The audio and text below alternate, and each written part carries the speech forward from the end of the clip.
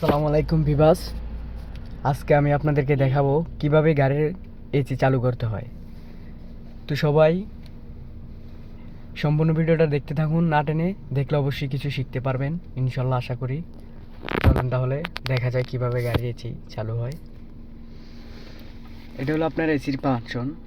এই যে এটা পুরোটাই এসির ফাংশন। আপনার এটা পুরোটা হলো এসির ফাংশন। এই যে এখানে যা দেখতেছেন এতটুকুর মধ্যে এটা পুরোটাই কি এসির ফাংশন। আমার এসিটা এখন কি অফ আছে, ঠিক আছে। তাহলে চালু করতে হলে আপনার যেহেতু অফ আছে, আপনি প্রথমে এই যে এটাতে দেবেন। এই যে এটাতে দিলে এসি চালু হয়ে গেছে।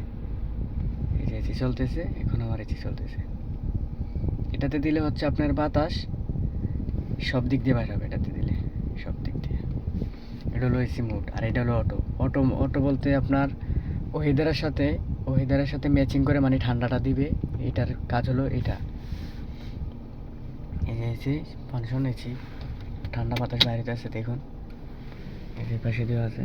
এই যে বাতাস বাইরে আছে, এই পাশে দেওয়া আছে বাতাস। তাহলে কি এসি ফাংশন আমরা কি শিখে গেলাম। আবার অফ করার সময় এই যে এটাতে দিবেন, এসি এখন অফ হয়ে গেছে, ঠিক আছে।